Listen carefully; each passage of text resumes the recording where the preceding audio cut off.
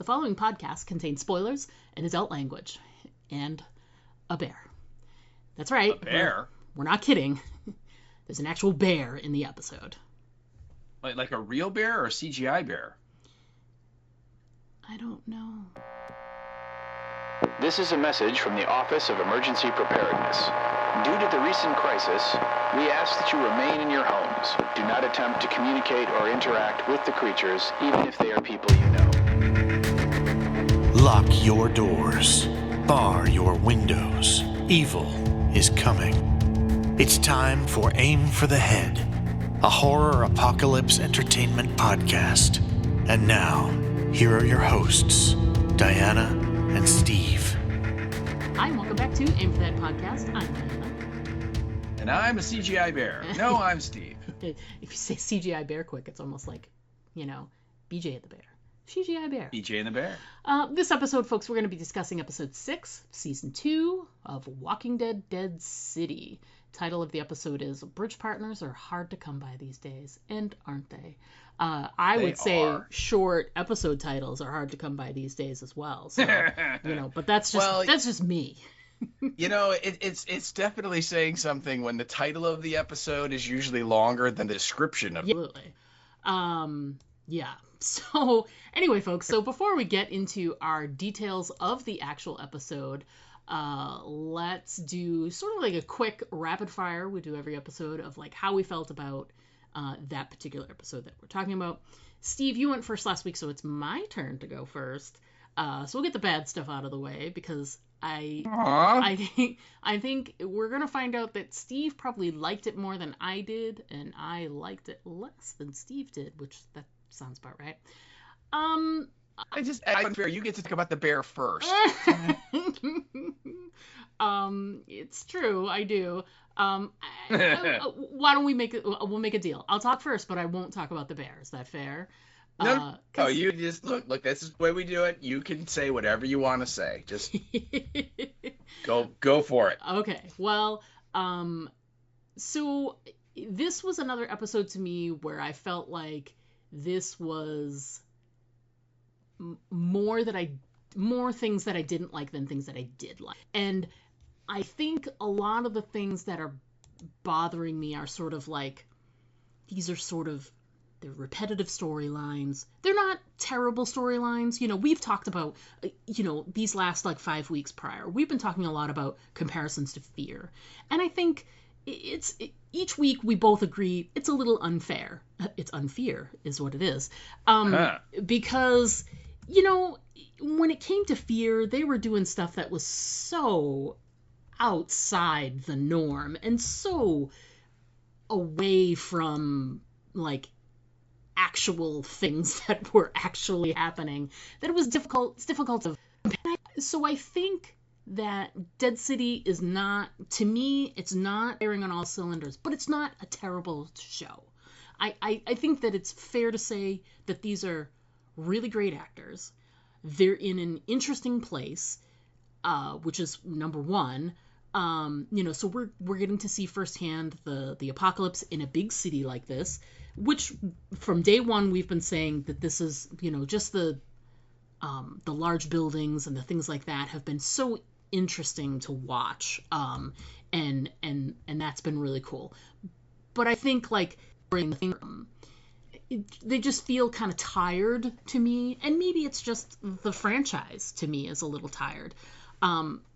Steve has sort of gotten to a point where he's able to sort of be more, he's able to be Elsa and really let it go and just sort of enjoy it for the entertainment it is. And maybe I'll get there, but I'm not there yet. And I think for this episode, I think that Lauren Cohen did a decent job with the directing.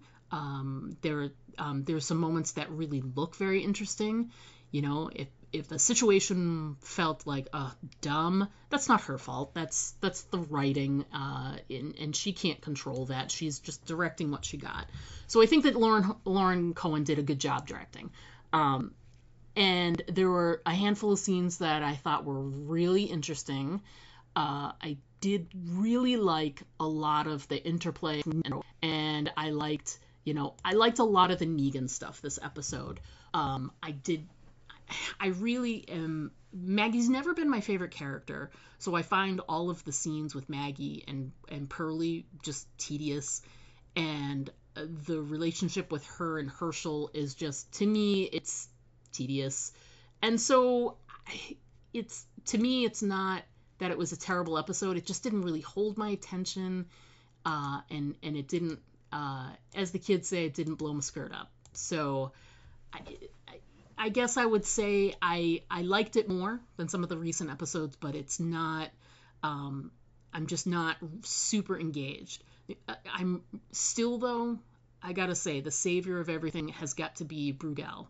You know, Kim Coates is really killing it in that role, and I really hope that the storyline sees him through until, you know, the finale. And if they're gonna do a season 3, one would assume, you know, the dead city is New York. One would assume they'd have to at least be on the island for part of it, right? So, you know, maybe if, you know, Brugal makes it to the end of the season, maybe it sets up season 3, that maybe he is in charge or something like that. I don't know.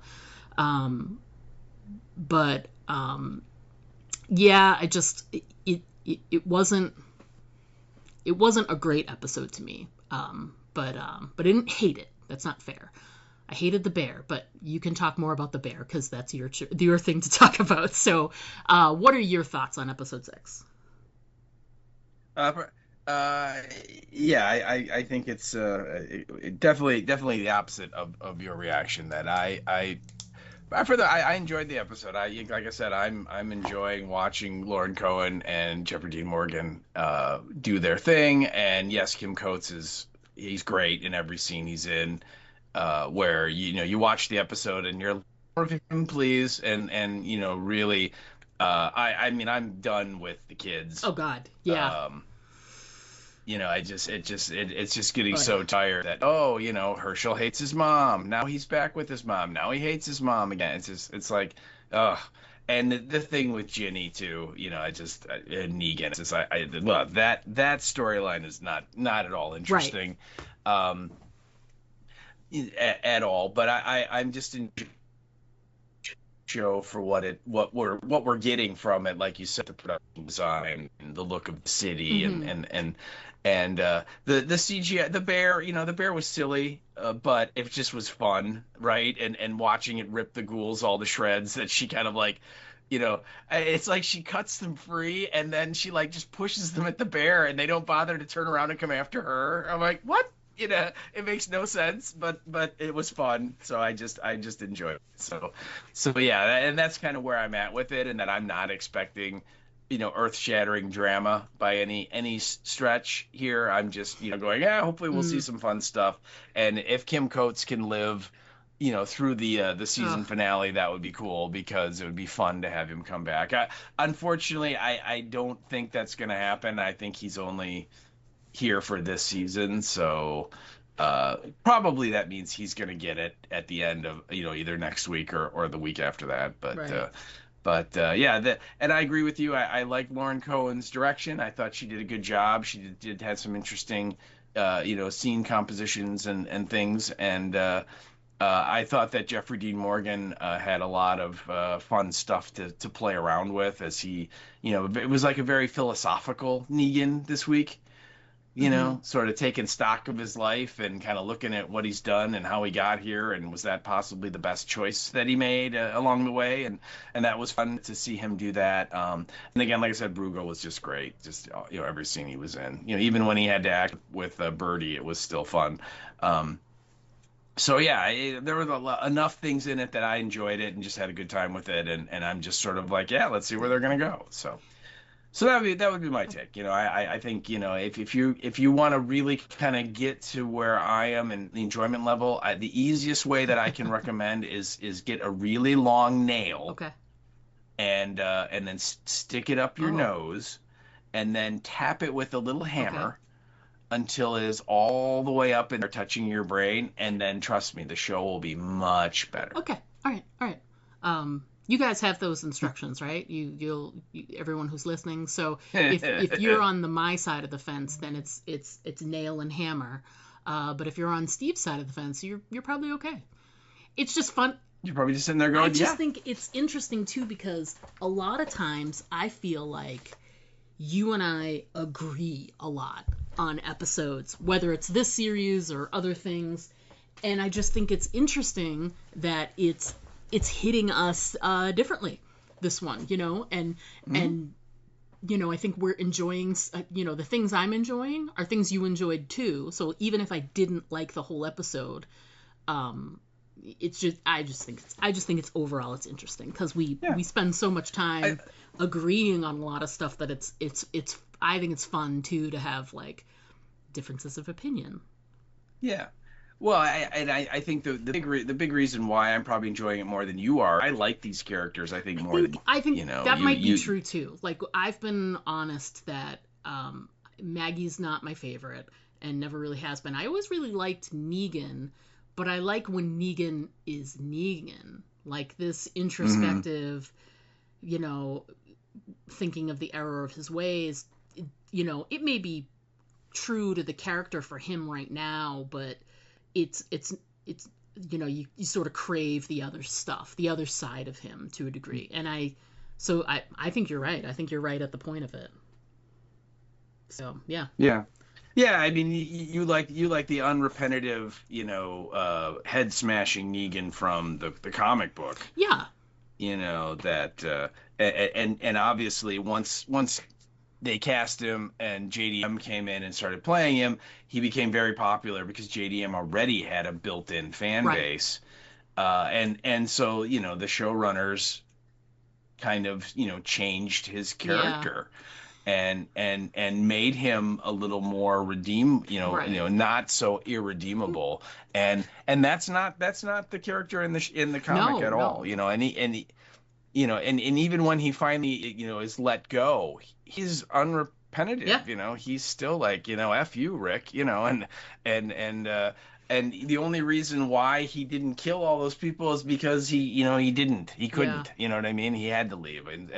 And the one-off Negan Lives comic that Kirkman did that kind of gives at least comic book Negan a little bit more to his story, like where he went and what he did.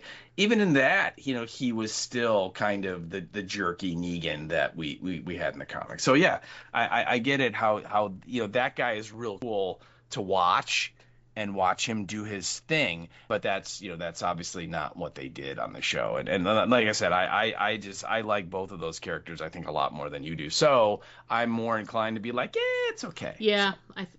I think you're right. I think you're right. That's probably the nuts and bolts of it. So, yeah. All right. Well, again, before we get into our points on the episode, we will also discuss the episode description and the writers and directors of the episode. So, Steve, why don't you go ahead and take that away? All right. So, this week's episode is being brought to you by... Looking for a better pair of boots but scared away by those insane Dead City prices? Then try on a pair of Squishers! Get crazy max squishing capability, including hands-free Squishers slip-in. Try Squishers today. They're the perfect boot for when you really want to put your foot down. My rat! My beautiful, beautiful rat! From the minds of Andrew and Ian Knucklehead, the producers who brought you award-winning dramas like Fear the Walking Dead, the nuclear fallout season, and Fear the Walking Dead, the wandering around looking for Padre Island season, comes the most anticipated film of the zombie apocalypse.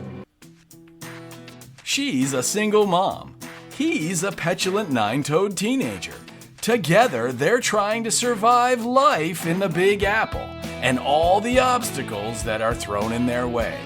They think they have it all figured out, but when they encounter a mischievous one-eyed bear, all they can do is grin and bear it. Critics are raving about Grin and Bear It. Forbes magazine says, "What the fuck is this crap?" "Not worth biting," says the Dama.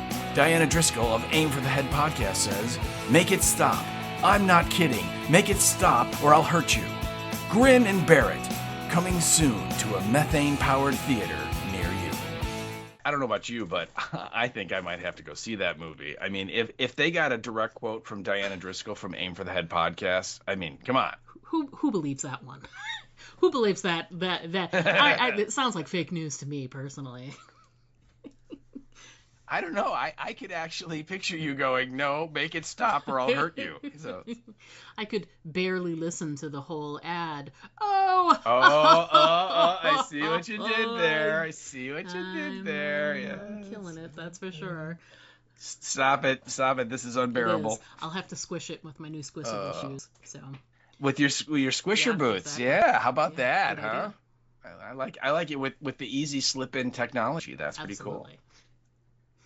All right, well, now that the silly side, the episode in question is, as Diana already stated, it's episode 2.6 of The Walking Dead City, and the title is really, really long. It's "Bridge Partners Are Hard to Come By These Days."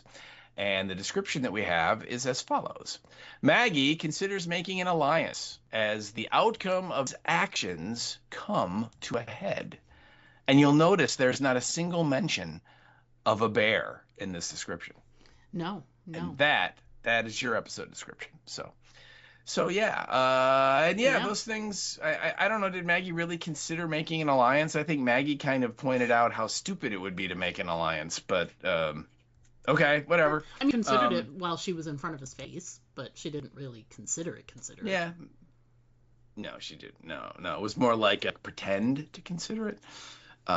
Yes. But our writer and our director, and as we've already mentioned, the director is Lauren Cohen, and we all know the lovely Lauren Cohen, and this is, I want to say, her first directorial thing. I don't think she directed any episodes of the main show. No. I don't remember her doing that. So, and in the little featurette, Eli Jordan, who's the showrunner, said that was one of the things that she came and asked to do this season. And so I'm sure that was like something they worked out to make sure that she would stay on the show, yes. Like what type thing. It's like, hey, I'll do the show for you, but I want to direct. And like we said, I think she did okay. The material was the strongest, but I liked a lot of her shot composition, and she made some real interesting choices mostly in the Jeffrey Dean Morgan stuff where she wasn't in the scenes. Right. Those I think were stronger than like the scenes that she's in. I know you could tell it was a lot of put the camera here and now I'm going to go act. So it's a little, I think a little distracted, but overall she was fine. I didn't have any problems with her. And our writer is the showrunner. It's written by Eli Jordan. So this episode with all of the nonsense from the children and everything that came from the showrunner. So if you're upset or angry about it, he's the guy you should direct those angry emails towards. Not to us. No, we did not. You could send some hate mail the Knuckleheads way just because sure they deserve it for something they're thinking about writing or have already written or whatever. But really the guy to go after would be Eli Jordan. So, and that is your writer and your director. All right, so we start off kind of where we left off. We left off with Bruegel showing up and, saving the day, as it were, dispatching all the, walkers that were outside of the cafe. And, obviously must have had some conversation we didn't hear about, come back to my place, it's safer, and we can talk about plans and blah, blah, blah. Because we pick it up with him leading them back to his place. They're walking through the park, and he's leading them back to his home base location. So, which is interesting. The one thing it hit me in the first watch, but then in the second watch, it hit me again that, we questioned whether or not the Forgers, Roxana's group, whether they did have any, whether people knew they were even there. And according to the way Bruegel was talking, he made it seem like he'd never even known they were there. You know what I mean? He was like, here's a group like right under our nose, and we didn't even know it. Yeah, yeah. He said the cafe was like an Yeah, that they afterthought. tried all these other places in the park. But he said if he said the cafe was an afterthought, then that means they've been there before. So wouldn't you? I don't know. I feel like at some point they must have had people through there, but I can't figure out what he would be able to gain by lying about it and saying he didn't know if he did know. So what, it doesn't, I don't think it really matters. So if he says he didn't know, it's most likely that he just didn't know, I think. Don't you? Yeah, I mean that's what I got was that I think like the way he said it to me was that he knew from the before time that the cafe was in the Okay. park, but he just had never considered that anyone would be living in there because of how, primeval the park has become Right. in the 15 years since the fall, that it's all overgrown, that there are walkers in the high grass, that clearly there are wild animals living in there. We heard the monkeys before, we heard the Right. growling, and I guess we're supposed to assume the growls that Maggie heard a couple episodes ago was the bear or another bear Right. or whatever. So I mean, it just that's what I rang from it was that Hmm. they went into the park, they looked at like the places that they would think people would go to, and then finally somebody remembered, oh, there used to be a cafe way, in some little corner somewhere. And so when they went there, that's when they're like, holy crap, not only were you guys here, but there's like a whole group living here for years and we had no idea. Isn't that weird? Yeah. So Yeah. so Yeah. I agree. Um, my big takeaway in this sort of opening, cold open with Bruegel leading them to his place is I just really want there to just be Bruegel stuff in the next couple of episodes. oh yeah. We've already said it. He's great. Kim Coates is killing it at this role. He's sort of, I put it down that I feel like he's Dead City's Strand. Like mid Strand, not end Strand, which is crazy Strand, pontificating Strand. Although there's little bits of, because he's very, Bruegel's very, I want to impress you. I want you to know how smart I am. I know these things. I don't know these things. I want to show you. Oh, the painting? Are you aware of the painting? Which is what he was about to tell Maggie at one point. But Mm-hmm. you know what I mean? So I feel like there's a little bit of like show offedness. But he's more interesting than Strand is because he feels more real. Like Strand didn't feel real at the end. In the middle, when Strand felt more real, he'd be like sort of similar to what we're getting from Kim Coates. Just feel like they didn't write very well for Coleman Domingo as the seasons went on. Oh no, they didn't. But they're They didn't at doing a all. good job of writing for Bruegel, and Kim Coates is just killing it. So Yeah. Yeah. yeah. But you have to wonder how much of that is on the script and how Mm, much of that is Kim Coates like taking, average dialogue and just, mm, punching it up and making it, yeah. making it work. So, Because there are some scenes where he's talking, he's oh this and that and maybe this and maybe the other thing and whatever, and you can feel the style of how he's talking to them feels very off the cuff. So hmm if that's all written down on the page, he's doing a great job because it sounds like when you listen to it that like one of those things is written down and he's just sort of trailing off and saying things and keeping going and da da da da and like the little moments he has where he, like about the checking your ID and the oh, we'll pretend we're in Europe. It's these little moments, and he said something offhand while they were walking. I can't remember what it was, but you know what I mean? Like he's just very, I'm going to say this and it's funny and I think it's this and okay, maybe it's not that, but it's this other thing. And no, I think it's this other thing. You know what I mean? He contradicts himself, but it's mostly just, he's the kind of person that would be like, I'm kidding. No, I'm not kidding. No, I'm kidding. By the way, I'm not kidding. hmm He'd go back at that because that's the style of how he's been talking. And it's really cool because you don't know what he's going to say. And you don't know, at this point, really, you don't know what side he's on other than his own. He's definitely self-serving at this point. Oh God, yeah, yeah, Yeah. absolutely, yeah. Yeah. So yeah. So what'd you think of that opening scene? Oh yeah, yeah. No, again, he's great. He steals it all.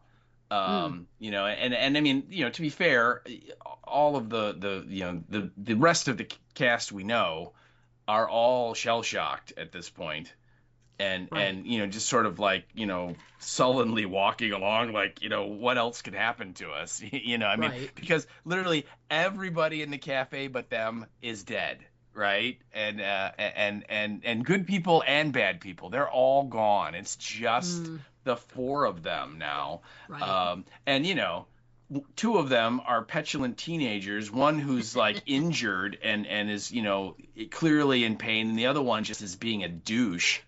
Yeah. And so they're not going to say anything because they're, you know, I mean, if they had like headphones, they'd be off in the corner listening, you know, to their phone Oh watching TikTok God. videos or something, Oh my right? God. You know, and Yes. just be like, leave me alone, you know.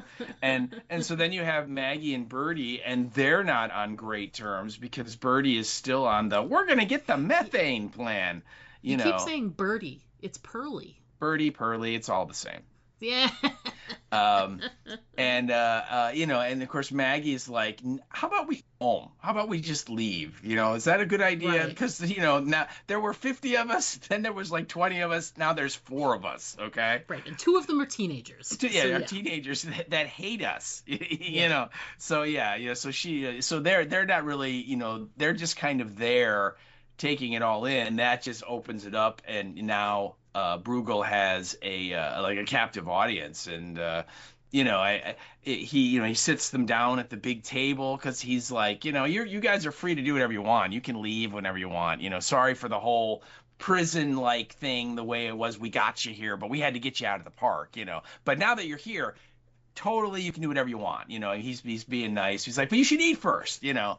And so I was really hoping they'd see what they served them. Was it going to be rats on a stick again? Yeah.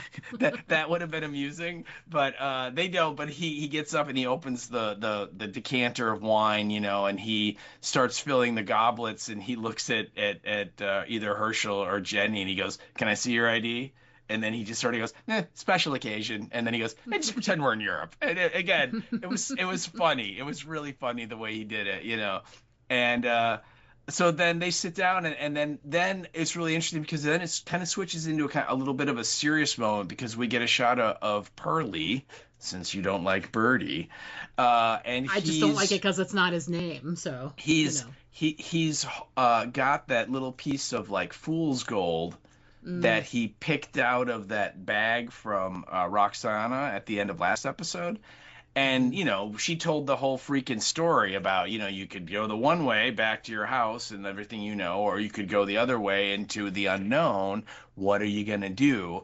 And I mean, Right. you can just tell he's like haunted by that, you know, the way he's staring at it, like, oh my God, you know, what do I do? You know, and again, it's weird because again, Bruegel's been ha ha funny Bruegel, and now suddenly we get this real serious moment kind of squeezed in the middle. But then Bruegel comes back, and I wrote this line down just because it was so great. Because he kind of it's where Bruegel's making his pitch about I'll give you the meth. I want to Right. join the alliance and all that, and he looks at uh, uh, uh, Hurley, and he goes, you know, the colonization business. That's your niche, isn't it? It's got its cons, the exploitation of natural resources, the annihilation of indigenous peoples' way of life. But on the pro side, it's got the exploitation of natural resources, the annihilation of indigenous people. It's so great, right? And then he goes, I'm kidding. Mm, half kidding. No, honestly, I'm Yeah. all for that. It was so funny. And that's when he literally says, I want to join the New Babylon. You know, I want you Right. guys to colonize us and come over here because, you know, you guys are so organized and perfect. And he's just buttering him up. And Oh, for he sure. literally says, you know what, to like kind of buy my way in, I'll give you the methane, and I will also kill everybody that's over there guarding the methane.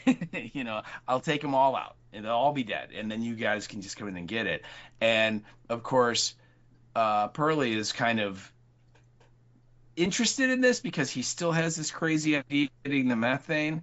Um, but Maggie's like, F you, we're leaving. You know, like this is the dumbest idea Yeah. ever. I just want to But yeah, that the opening scenes with Brugal are great, and he, he like you said, he just steals it all, and just sets everything up, and it is more please.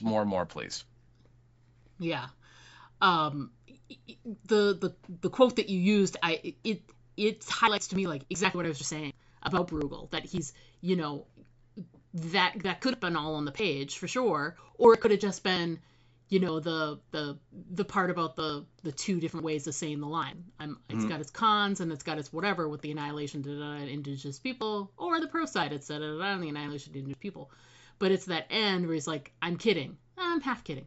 No, honestly, I'm all for it. Yeah. Okay. You know what I mean? Like that he does that with every single thing he says. So it's, and like you said, these guys are no, go ahead. I was gonna say, I don't know if it's at this point or later, but he kind of makes his pitch about, I'll give you the methane and I'll kill all of the Brugazi and the Croat and Negan, they'll all be dead, and he's like, everybody wins.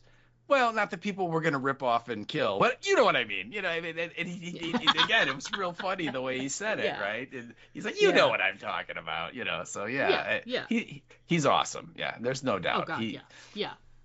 And of course, like you were saying, they are all tired and wiped out, and so he's going he seems also to be like one of those people that is both in love with the sound of his own voice, and he also is one of the people that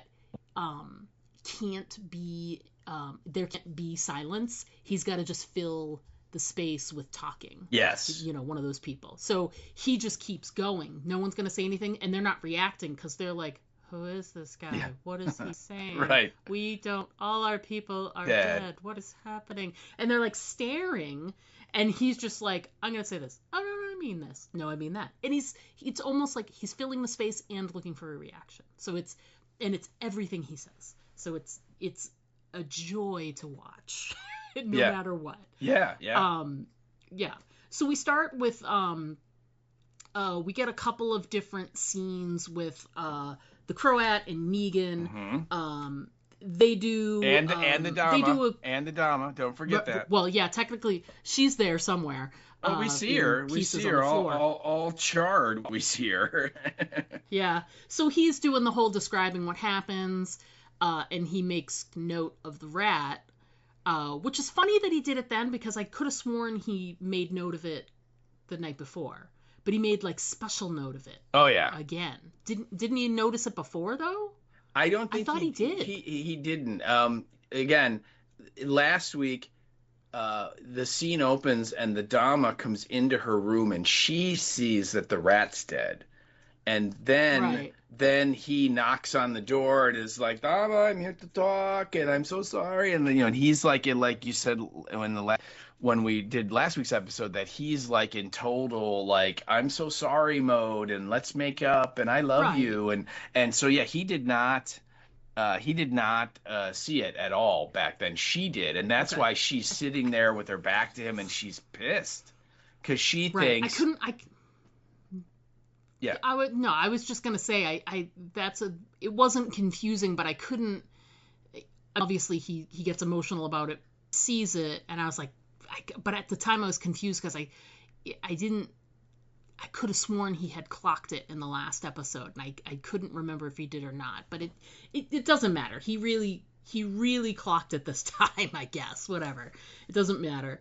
So he goes through the whole thing, and he's got this whole scene with Negan where he's like, Negan kind of calls him on it, like, what's next, and and to his credit, Karat's like, you've done your side of the bargain, so when your family's here, you'll be able to go. Basically, he makes which is, the Dama was not there. No. She was like, oh, you'll change your mind. You're going to want to stay here. You don't have, she was very non-committal. So at least in that area, the Croat is like, no, you did your thing and you should be rewarded. So there's that, but I really like, there's a scene that happens a little bit after that, where the Croat and he are just sort of sitting there, and he's having a cigarette, and they have this really, and I loved this whole scene, and it's basically they're sitting in the upper, they're in the sort like the of balcony or something.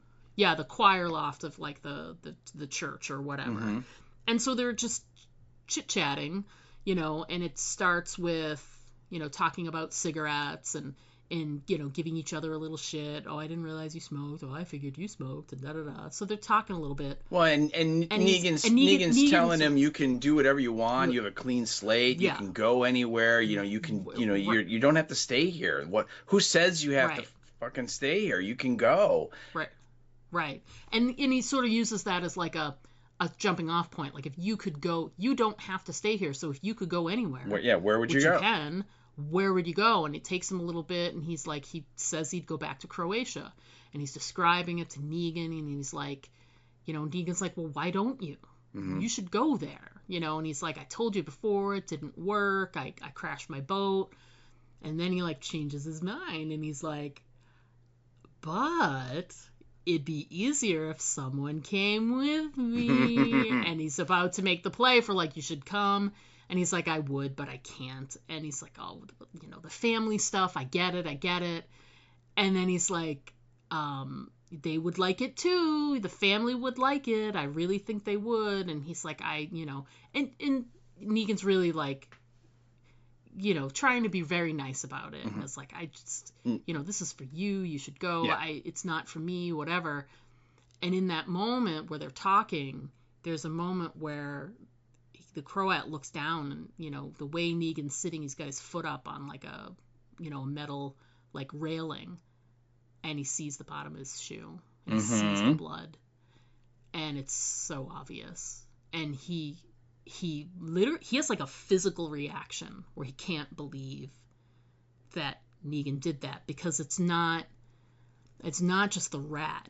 The rat is the implication that he did that to create discord between the Dama and the Croat.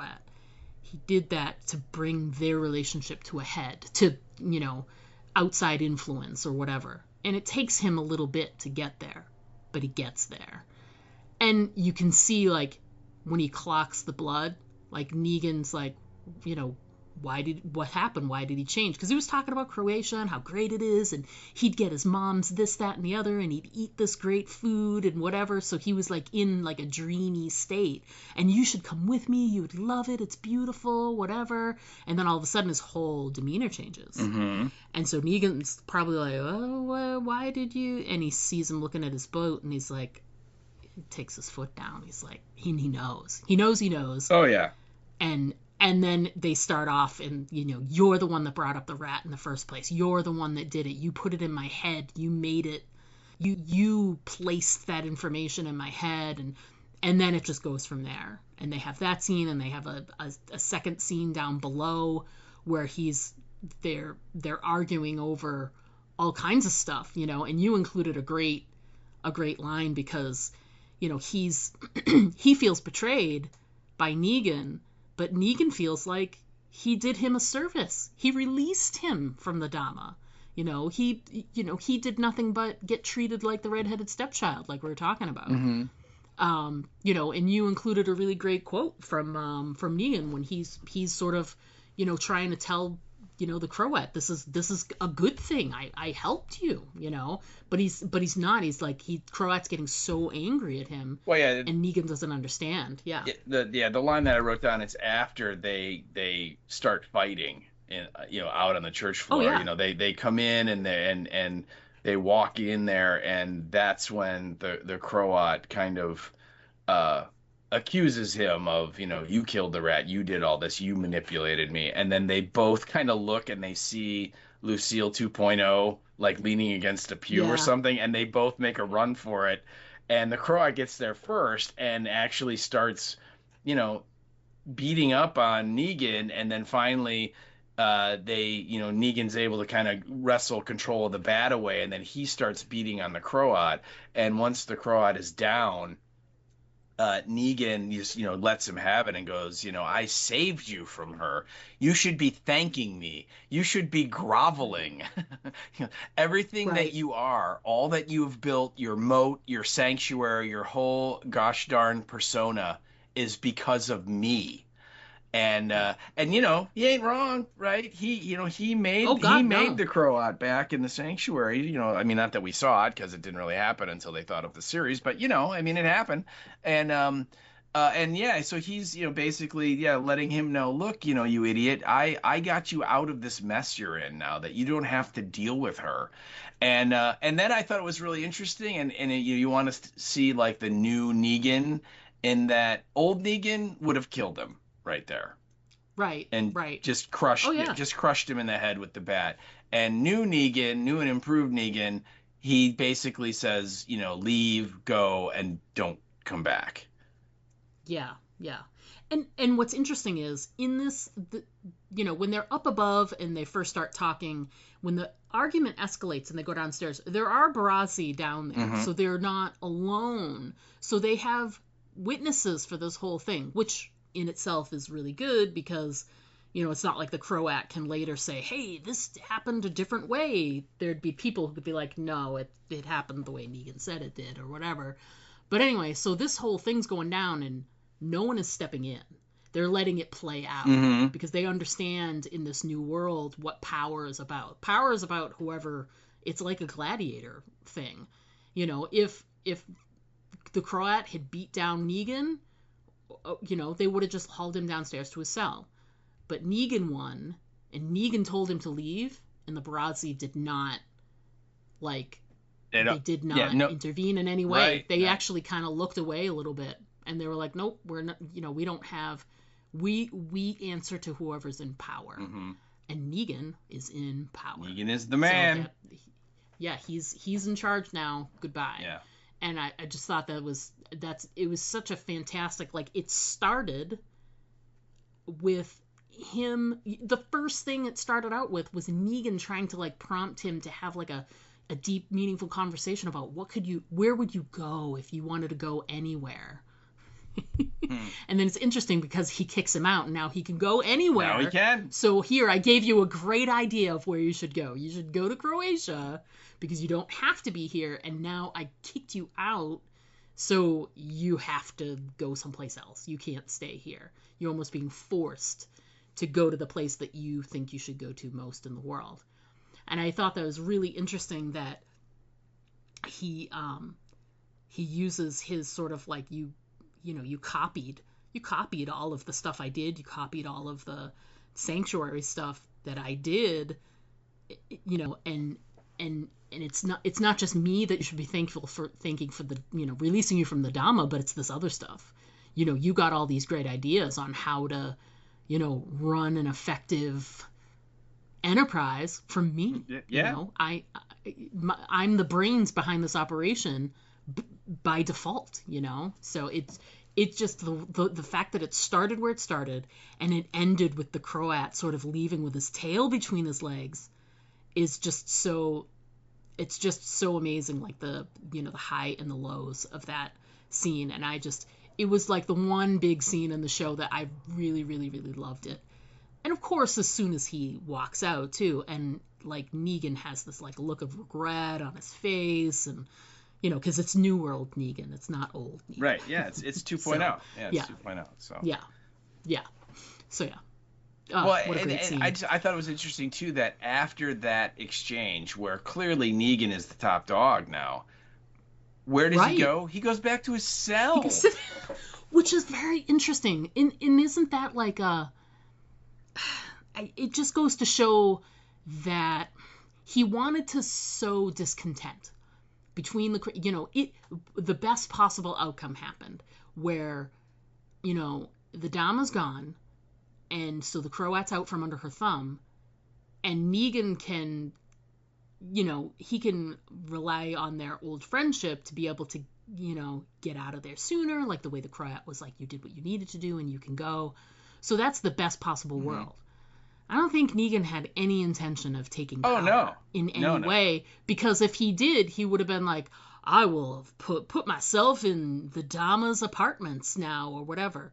and he didn't. Well, he would move into the apartments. He would have all of the Barazzi women come up there so he can check them all out and figure out which ones he's gonna marry. Yeah, I mean, he could have got Sanctuary 2.0 going there if he really, if it was old Negan, if he was, really gonna be like, yeah, let's do this. But he's got, the specter of, his wife and child arriving at any moment, right? Yes. Which, by the way, I have to point out, really good call on your part that, you said, like, back when they first brought this up, that they would probably have, like, a long shot of some other actor playing the... I'm like, that's what they're doing! Yeah, maybe I should sue them for some kind of, like, idea. And it was just, like, it was really amazing when he's looking through the binoculars, like, every time she, like, is just about to turn and face him, and then she doesn't, and I'm just like, oh, you guys! It's just... but anyway, he has that hanging over him too, and so yeah, the last thing that he wanted was to be in charge.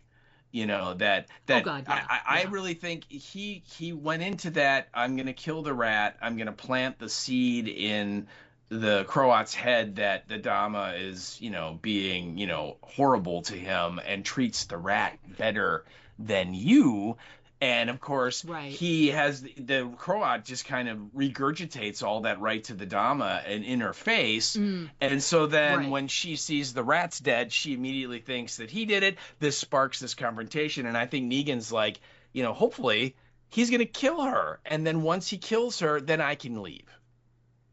And leave the... And it worked out the way he wanted to, except for... He didn't clean his damn squishers. That's the problem. Yeah. If he'd worn the squishers, it would have been so much better. And you're silly. And you're right too, because when he is, got his foot up on like the railing, and the Croat is kind of waxing about how great Croatia is, and then he sees the blood on the shoe, on the sole of the shoe, and then Negan sees that the Croat sees this, he immediately puts his foot down. Back out of the floor, God, yeah. Like, oh, you don't need to look there. Nothing to see here. Move along. Yeah. So Yes. And up until that point, Negan's like smoking that cigar or that cigarette, and it's like a victory cigarette because he's like, he got everything that he wanted. Yes, he did. Yeah. And then it was just like unintended consequences. Yep. He wasn't expecting the rest of this to happen. Right. So you make a good point. He clearly didn't want the rest of this to happen because he goes down to the dungeons again, and he's down there and he hears this banging noise. And I have to ask you, when you first watched it and you heard the banging noise, what did you think was going to be in that cell? Did you have any like, it's going to be this or it's going to be that? I certainly didn't think it was going to be Hawkeye. That was not my first thought at all. I thought that it was going to be, either some kind of like a ghoul or something that's going to threaten them. There's underground passage connecting this building to like the sewers, and something icky in the sewers is getting something that was going to be monstrous, right? Something that's going to threaten, now Negan's running for his life, or maybe we're going to have the, Negan opens the door and then it cuts away and we hear him go, ah, and then, now we're left going, what happened to Negan, and all that. But no, I did not, my first thought was not in any sense that, oh, this is where they stuck the historian. What about you? What were you thinking? Yeah. I totally forgot he even existed until they opened that door. I don't know. Like, my first thought was like, did the Dama not die? Oh, okay. And they like hid her down there. I thought like that'd be an interesting switcheroo.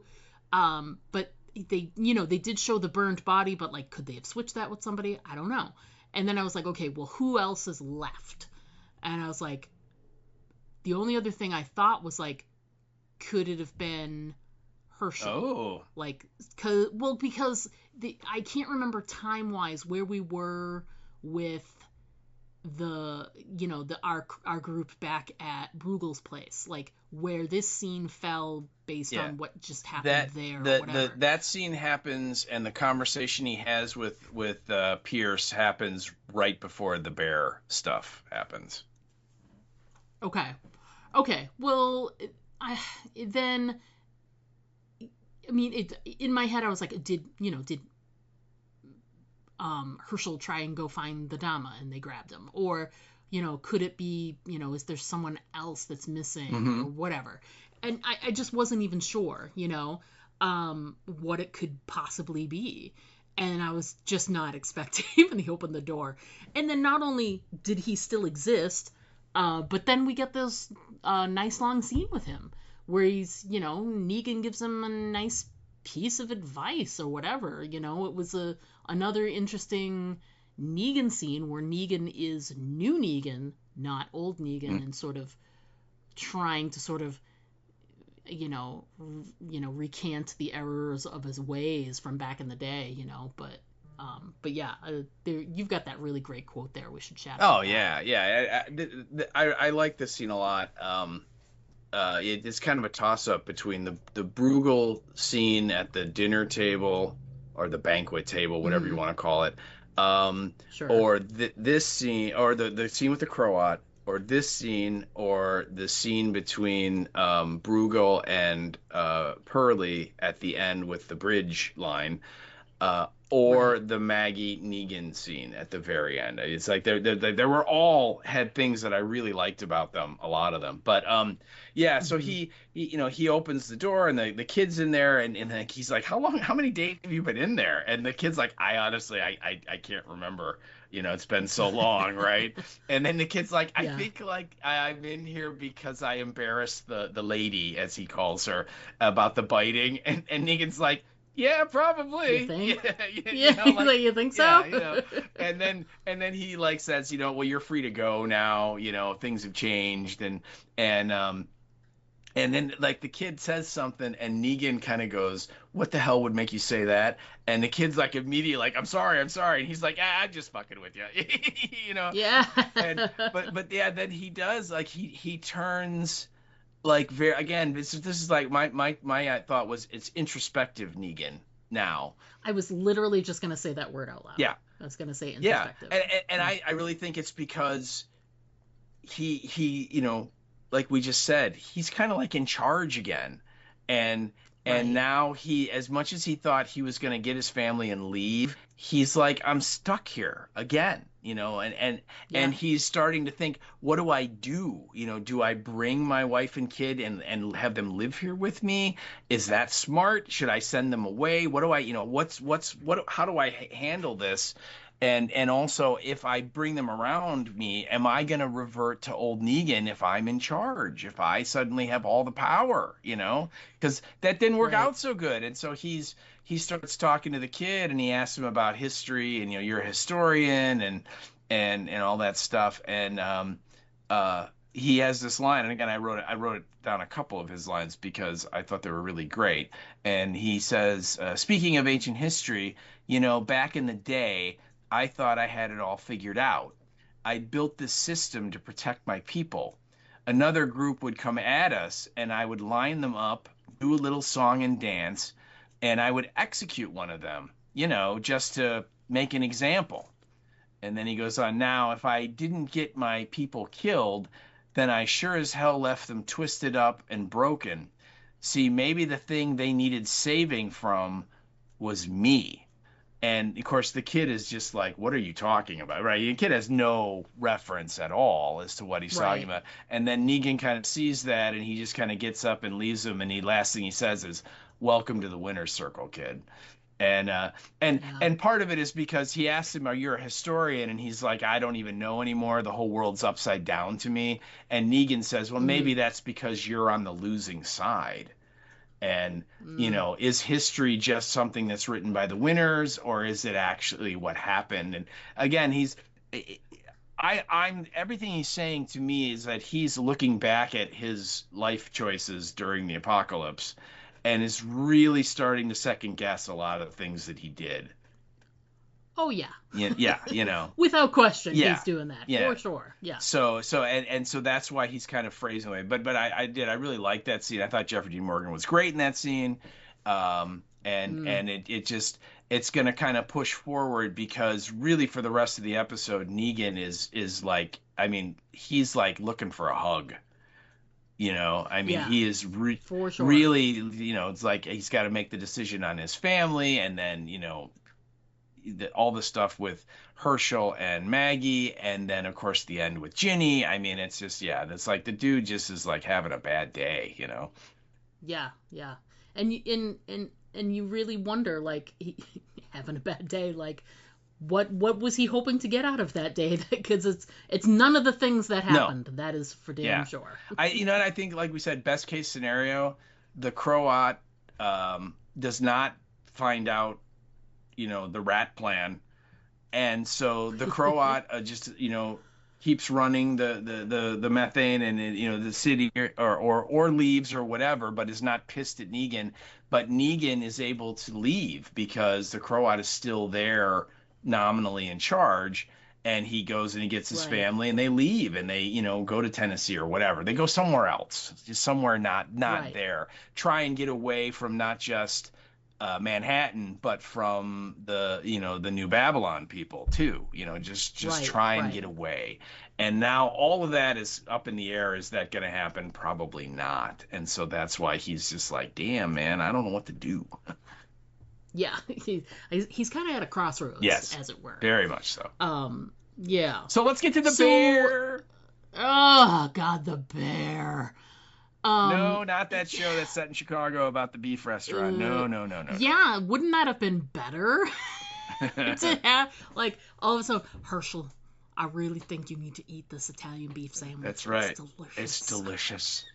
Wouldn't that be so great? Jamie Lee Curtis could show up as her mom. Yeah, absolutely, and just be like, listen. You have to put the sweet peppers on it, and then she would be like, yeah, exactly. If you don't dredge it through the juice, you're dead to me. Oh my God, unbelievable. Anyway, sorry, we fall apart here. All right, so I just have one line on my thing, and I just said bear.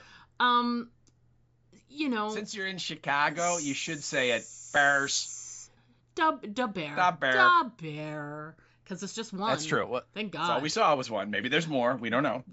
Yeah. So I'm curious. First of all, there's a little bit of a, Chekhov's bear, as it were, because, there's like a little bit of an attack on someone. One of the guards gets mauled earlier. Yeah. And there's a little moment where you can hear someone in the background saying to Bruegel, who's like right there in the camera, and he's like, "Hey, do you think it's?" And he's like, "No, it's fine. It was just a bunch of skin sacks or meat sacks or whatever." Yeah. And so you can tell that he's like living in on the River Nile, a big denial. So they're clearly aware the bear is an issue. And it's been roaming around their location at some point because they clearly have had issues with it before. So it's a known entity. But what's curious to me is it's so much. It's just so much. It's too much. So, Herschel and Maggie have this fight, and Herschel's about to leave. Oh no! And he's outside. You have a note about this. We should talk about what Herschel was trying to do. He wakes up in the middle of the night, and he stabs one of the walkers that are attached to the wall. Yeah. In like the dining room / arena. Fighting pit. They're like the gladiator walkers or whatever. Yeah. The ones that are like chained up so you can, that's one of the lines he said where he's like, "Don't worry, they don't bite." He's like, "Except they do, but you know what I mean." Bite. Yeah. You know what he was great. That was a great line. They don't bite. I mean, they do, but So Herschel goes back there. He stabs one of them. He collects a bunch of blood. Right. When I first saw him do that, I was like, "Ooh, is Herschel smart?" I totally thought that he was gonna try and get back to the Dama, that he was gonna leave, and he was gonna douse That's himself. what I thought too. Yeah, I thought he was going to douse himself and try and walk through the park to be able to get over to the Dama. Although he wouldn't have had to walk through the park if they're in the Met now. If he goes out, yeah. But anyway, he'd have to go out that back door, which is right near them, and he would have to go through a little bit of the park. Anyway, the point is that's what I thought he was doing, and that's not what he was doing. He went over. They've got this real fancy setup to get purified water from like the roof, and they've got it like dripping down through these, big, huge ceramic urns. And so they're, obviously filtering it, and it's just going into the buckets like drip, drip, drip, a little bit at a time, right? And they got these set up in multiple places. We see one, they've got one in the bathroom so you can use fresh water, yada, yada. And it's an interesting setup. It's really cool. But Herschel goes up to one of the places where it's sort of collecting in the bucket, and he's about to pour the blood in there and, poison the water. And Maggie's like, "What are you doing?" He's like, "Nothing." Like, "I'm not doing anything, Mom." God, Mom, and so they have like they have this whole argument, and it's so played out, and I'm so done with Herschel. And, and his big thing is that he thinks that Maggie is too fixated on what Negan did. And I'm like, all I can think is, listen, kid, I'm so sorry that your mom, who watched your father be beat to death in front of her in the most brutal fashion, that she still hasn't gotten over that. Like, I'm so sorry that there isn't adequate psychiatric care to help her counsel and get through that, considering she hasn't been able to, he doesn't understand. Like, she, even without the most recent stuff, Rick decided to let him live. Yeah. So it's been like, ever since then, it's been nothing but like being haunted by him.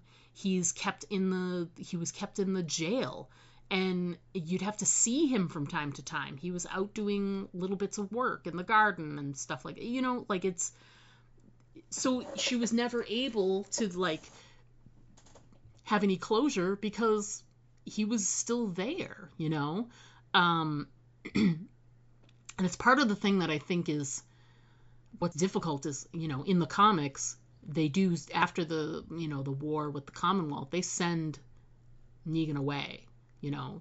They're like, you don't have to be in the jail, but you can't be with any of us. You've got to go live by yourself and be gone and be away. And they do sort of some of that at the end, but it's only because he's got Annie with him, and, they're going to go off together and do their thing and blah, blah, blah. But, so anyway, so to her credit, Maggie isn't able to have any kind of closure, no matter, in Herschel doesn't understand why she's so caught up in this. And I'm like, kid, like, she hasn't been able to have closure because he's still around. Like, how do you deal with that? So their argument is always so tedious to me, because he doesn't understand. And it's like, it's really easy to understand. You just have to have some grace there. Give her some space, But anyway, so they're fighting, and he like pushes her, and she falls down, and like the look on her face, because he basically struck her so she could fall down to get off of him, and he opens the door and is like,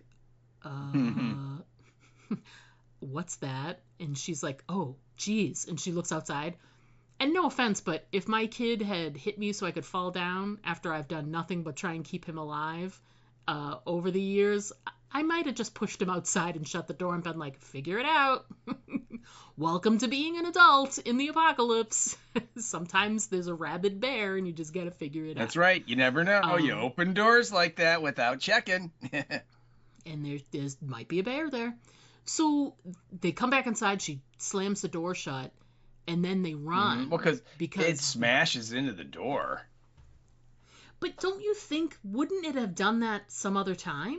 What do you think? Or is it just because he saw people going in there? Has he never seen people go through that door before? Yeah, it's weird. It's the bear is clearly messed up. I mean, it's lost one of its eyes. And yeah, maybe it couldn't see. Well, I'm just saying, it's clearly, wounded and it's possibly rabid, and so I mean, it attacked the guard and like ate part of her, so it's probably super hungry. So my thought would be, it was out hunting and he opened the door and it got his scent and saw him and is like, hey, there's my next meal, and so boom, just went into attack mode, right? Yeah. So yeah. So he does that. He gets inside, they lure him. You know, Maggie's like, you go here, I'll go here. Mhm. And she lures him back into that same room where the walkers are and the little, you know, gladiator cage match area. And thus begins the Maggie and Bear cage match. Yes. Sort of. And you should talk about it because this scene just, I was like, what is happening here? And yeah, so yeah, give us the play-by-play on what happened in the bear scene. Well, yeah, it is. I mean, it is. First of all, the CGI is not that great. You know, and I don't know if you watched the featurette, but they showed them shooting the scene. And so literally there's a bit where Lauren Cohen is backing up slowly, and there's this guy that's about 3 or 4 feet in front of where the bear is supposed to be, and he's down on all fours. He's wearing all black spandex, and he has like this contraption attached to him with this like green ball that's hanging above his head, and that's supposed to be like the eye line of the bear or something. It was so funny to see them do that, you know, and Lauren Cohen's like, so where am I looking? You know, trying to like act, right, and do her thing. Yeah. But she, you know, she first off, she starts out, and I think she's smart, but she gets progressively dumber as the scene goes on, where you're kind of like, Maggie, come on, you're the freaking widow, okay? You know, Right. This is an animal. You should not be having all these problems. I mean, granted, it's like a, you know, an 800-pound animal, but still, you know what I mean? It's like, come on. Because the first thing she does is she cuts all the ghouls loose from the wall. And Right. and like I told you before, she like pushes them all towards the bear, and none of them are turn around and come after her at all. And I'm just like, Yeah. really? Are we just breaking all the ghoul rules now? Is that just how it works? But they do, and so they go after the bear, and she kind of runs to the back of the room, and like the door's locked, so she can't get out. And then she turns around and she's kind of watching, and you're seeing the bear just eviscerate these 4 gladiator ghouls, right? It's just one gets all guts and head and blood on the wall. Another one falls down, and the bear like steps on it and smushes his skull, right? Just crushes it like a grape. And then finally the last 2 go, and now it's just Bear and Maggie. And this is where Maggie, like, any sense of IQ goes out the window for her, because she picks up off the wall, like, Bruegel has all these like weapons on the wall that I think they talked about like using in the gladiator games or something, or in the last time. Yeah. And she picks up like a spear, you know, and it's like, hey, you've got a weapon where you can poke that bear from a safe distance and it can't get you. And she No, that's not how I'm gonna use it. and she like throws it at him, and it like, and like the bear like literally like watches as it goes by, like, really? That really? That's what you're doing? That was your plan. And so then she picks up a sword and she throws that too. And I'm like, what are you doing? You know? And so then, you know, then she runs around, and I laughed out loud at this, because she gets it like, it's so like literally she's at one end of the banquet table and the bear's at the other end of the banquet table, and they're like staring each other down. And then the bear's literally like, yeah, enough of this crap, and just like smashes the table out of the way. Which I have to say, that was actually one of my favorite moments in the scene, because the way they had it, with they were on the one end and the one end, I was absolutely certain that the bear was just going to climb over. That's what I thought too. And end up, I was expecting that so much so, and that it just turned, this was literally the bear's version of like Indiana Jones just picking the gun out and just shooting the guy that had the whip, right? So it's the same idea, where it's just like, who cares about this big table? Knock it out of the way. Yeah. And he did, and it was just like, okay, that's such a realistic thing in a scene that had a lot of non-realistic moments. It's just like I said, it was just fun, because literally the bear's like, yeah, enough of this like chasing crap, you know, like I'm done. I just want to kill you and get it over with, you know, and so. Yeah. You know, Maggie then, you know, kind of cowering, and she kind of runs, and there's a little bit more pursuit. And then as the bear's closing in, then suddenly Herschel is up in the gallery up top, where last week or 2 weeks ago Maggie was doing the really ineffective sneaking bit Yes. of the episode.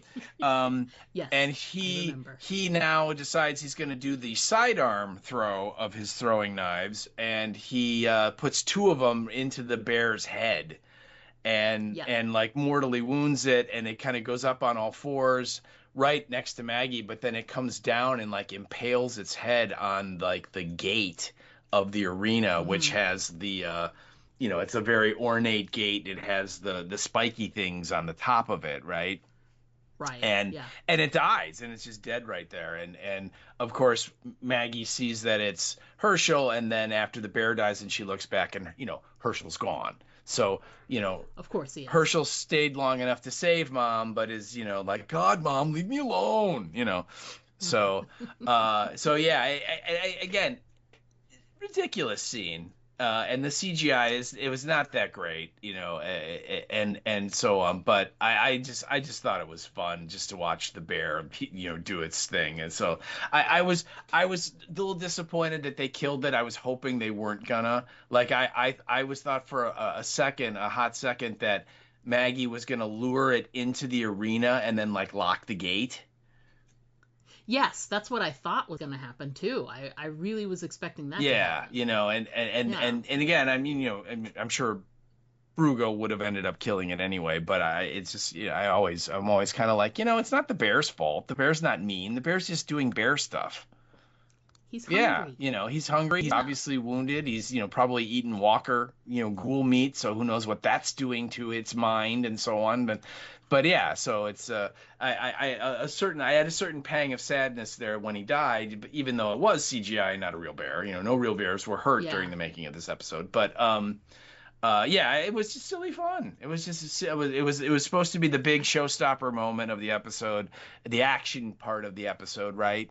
And it was it was silly and dumb and fun, and that's just how I'm putting it. So I will say one thing though, which is that regardless of the plot use of the bear and the whatever, I will say that when the bear was walking towards the door, and when when the bear was further away, it was much more believable. It was when they came up close that the CGI was bad, because it just looked like a animatronic bear when they came in close to the face. I don't know why, but when it was further away, they did a good job with like the movements and the size and things like that. It looked believable in other areas. And of course, when it first starts approaching, it's in the dark. Yeah. So really, you're just showing a shadow moving towards the door. It's like a big blob moving towards you. Yeah. And to the point where Maggie's like, "What is that?" Right? And before she even knows what it is, she's like, "Close the door." Yeah. We're done with this. Yeah. Yeah. So it was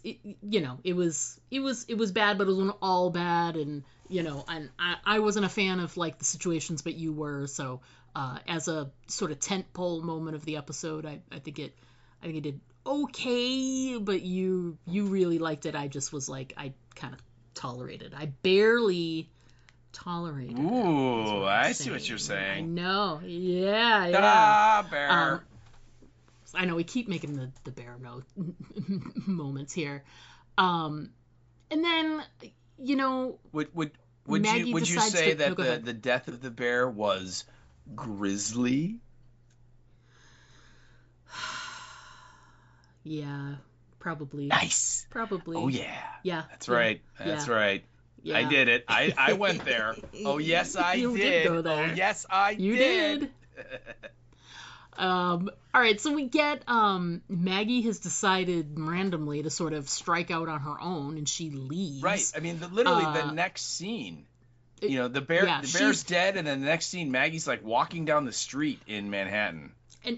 And clearly she's doing this because she's trying to find Herschel, because she is this show's version of Michael. She's gonna start yelling for Walt in a minute now. So she's looking for Herschel. And she's looked a couple of places, but she tries. She goes to the church. Yes, because she knows that's where the Barazzi are, and she knows that's where the Croat is, and that's where Negan said that the methane is. And maybe the Dama's there too. Yeah. So they have a scene, and and he's basically like, he's not here, but I'm sorry, he's not, basically I wish I could deliver him to you for him, him to you. But then in the scene, he starts to get a little more introspective again. And I put in my notes, I go, Negan, I don't want to give you advice, but should you be asking advice of the woman whose husband you bashed his head in and made his eyeball dangle outside of its socket? I'm not sure that she's the person you should be asking. And he does a good job in the scene of being like, I'm sorry to ask, but, and he asks the question, he's like, I know, I shouldn't, I've got no cause to ask you, blah, blah, blah. So they put a couple caveats in there. But even so, it's like, really? You're going to have another moment where Negan asks Maggie advice about something or, asks what she thinks about something or whatever. And it's like, okay, I don't know if you don't know how to read the room, but you don't know how to read the room. So. Well, it's like he asks her, and then like after he asks her, he kind of shakes his head and goes, you don't have to answer that. Like he realizes, he realizes, oh, wrong person. Wrong person to ask. And then he very quickly changes the subject and gives her the address of the theater and says, that's the only place I could think of where he might have gone because he's been there before and he knows that's where the Dama lives, But he also tells Maggie that the Dama's no more. Right. And he says, so there's a silver lining, that she's dead. She burned to death. And so, if there's any hold that she had on Herschel, hopefully it died with her, and he might go back to being the kid we all know and love. So he does do that, but yeah, you're right. I mean, he's again, he's just like looking for anybody to tell him you're doing a good job, kiddo, and he just wants a hug. And even going to Maggie of all people, the woman that is just waiting to stab him everywhere and anywhere that she can, right? And he's just like, please just tell me I'm a good guy, And I mean, maybe if you want to just tell me that I'm pretty, or something. You never tell me I'm pretty anymore. Yeah, you just never tell me anymore how you feel, and I'm feeling unseen. I really am. I just I don't know. And especially since we had these other great moments, Negan having an emotional scene with the Croat, where first they're talking about things that are important to them, and then it devolves into, oh my God, you owe me for everything. And then he's able to sort of be more. I don't think he needed this scene because he already did this scene with the kid. You know what I mean? With the history kid. I don't know that Maggie's the one you should be vulnerable with. I think if he was more mysterious with her, if she had been more like, well, you're in power again, he'd be like, it's not the same, or you don't know the half of it. I don't, you know what I mean? If he'd been more mysterious about it, but he literally is putting his heart on his sleeve to Maggie, to basically be like, I'm not happy right now. And it's like, she doesn't care. And he says, that he says that I wasn't lying about my situation earlier when he talked about, they're kind of holding my wife and kid over me. And then he says something like, but I figured it out. And then she responds with yeah, you always do. Again, very not sympathetic. I mean, she's there's a lot of anger in her voice. Yeah, there's tone in that response. And and then he literally is like, Maggie, what do I do? Do I have my kid and wife stay here? Do I send them away? Do I go with them? What is best for them? What because he's afraid that old Negan's gonna come back, and he just doesn't want that. Want them to see that. He doesn't want them to experience all that.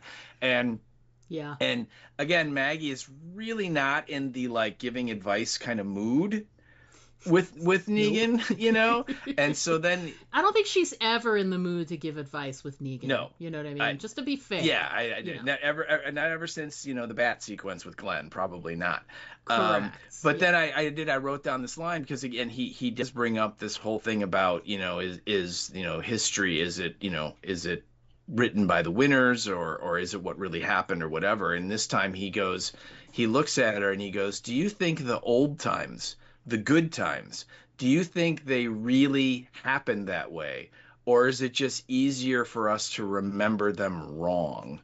And Maggie just turns around and leaves. She doesn't even answer him on that, right? So, and it's the perfect response. Right. Well, I almost expected Negan to be like, "Thank you for sharing your thoughts," but I mean, you know, you just got done, you know, giving Negan a piece of advice about, really, is this the woman that you should be asking this stuff to?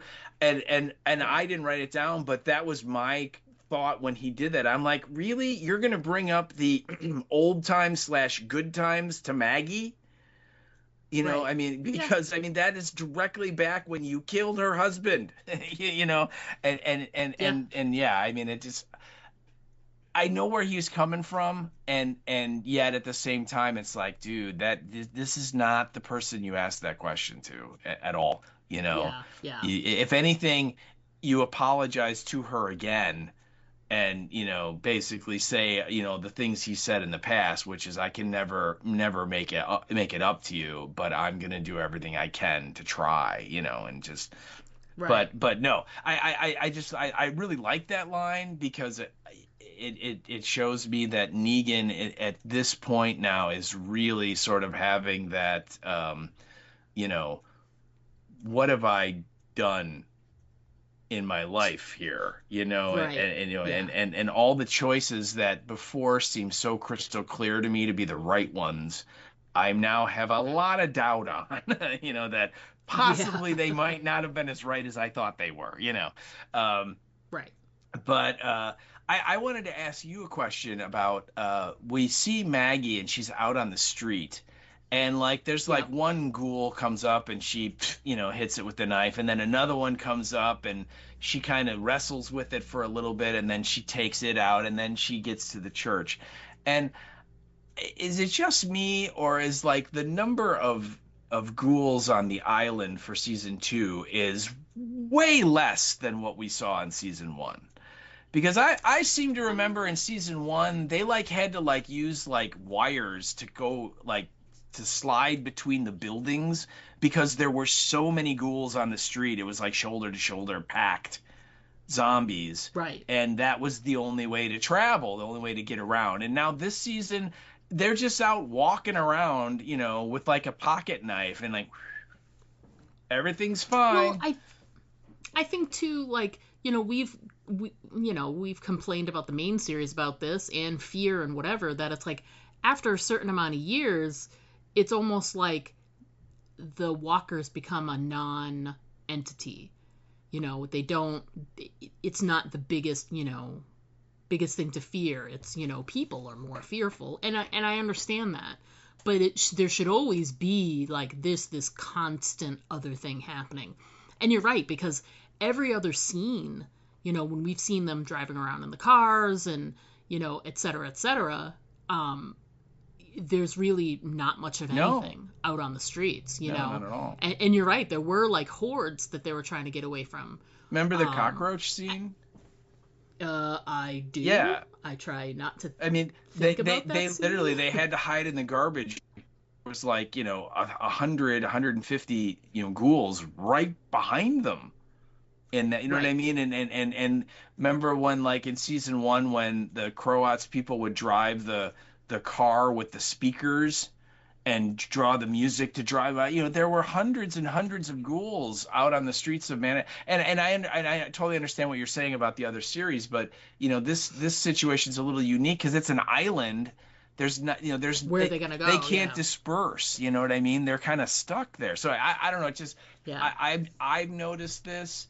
And like the park is one thing, you know, I could see that maybe there are not a lot of them in the park, but like for like the streets, you know, you had the Croat like set up a freaking table and like, you know, was eating pate by himself. Right. on, Right. out in the middle of the street. I'm like, how can you do that? Right. And what's interesting too is I know that they sort of set this up for the whole we're collecting ghouls because that's our power source. That's how we're powering the methane. And I get that, but it's like, and they even showed like a scene where they were like collecting them and throwing them in the that garbage truck. and Yeah, whatever. yeah, right. Right. But it's like, you can only get so many. We had a whole conversation about it's a finite source, right? Would they have to go out onto the mainland? But then we said the thing about them floating downstream, and do they pluck them out of the water? Yada yada. We have to assume at some point they also, like, if they can pluck them out of the water, then that means they can pull themselves out of the water, and somehow make their way up onto land. Like, so there should be a constant threat of ghouls, no matter what they've decided to do within the series. I agree. Like, it has sort of dialed back. It's a big difference from the first season. Yeah. Okay, good. It's not just me. Yeah. No, it's not you. It's not. God, Mom, so leave me alone. I know. So we do get a scene between Pearlie and Bruegel in his quarters. Don't we get the Negan and the kid, the family seer scene first?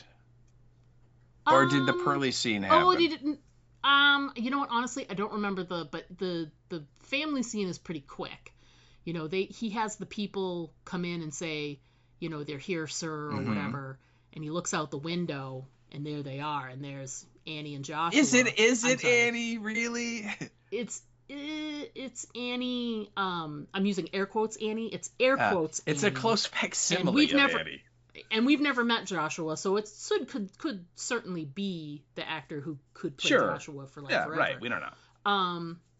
But I'm impressed that they showed anybody. I am too. I did throw that out there. We talked about that I threw that out there ages ago, that they'd have to show someone, and even if they didn't cast, even if they didn't show that, like, the gal who played Annie in the main series, like, if she's not showing up again, can they cast like a body double and whatever? And and that's what they did.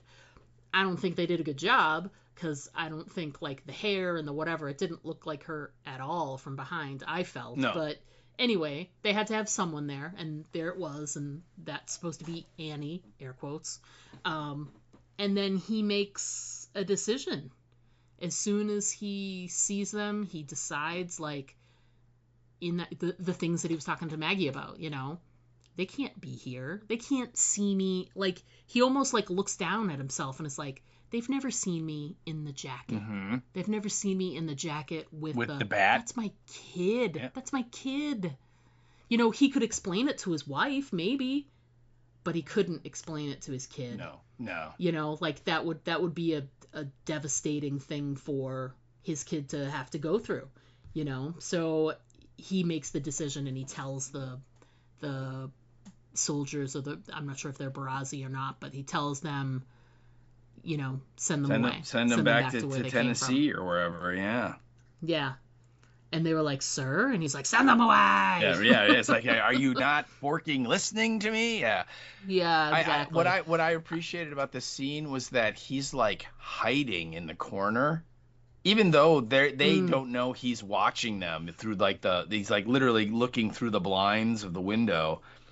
When he sees them through the binoculars and stuff, and then once he finishes, he, like, goes and kind of cowers in the corner. He's like, he doesn't even want them to even see him. Not that they even know he's there. You know what I mean? It's just, no, he can't face them at all. I thought that was a real interesting choice that either JDM made or Lauren Cohen made in the blocking to do that. So, but yeah, he literally comes to that conclusion that, no, there's no way they can't be here. It's just not going to work. Yeah.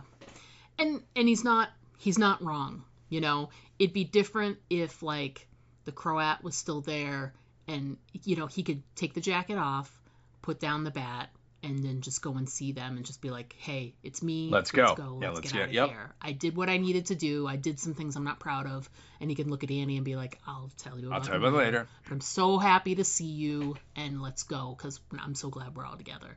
But he can't do that because in order to maintain the power structure, he's got to maintain that power. And in order to do it, he has to have the look. Mm-hmm. And he can't take any of that stuff off, or he loses his mojo.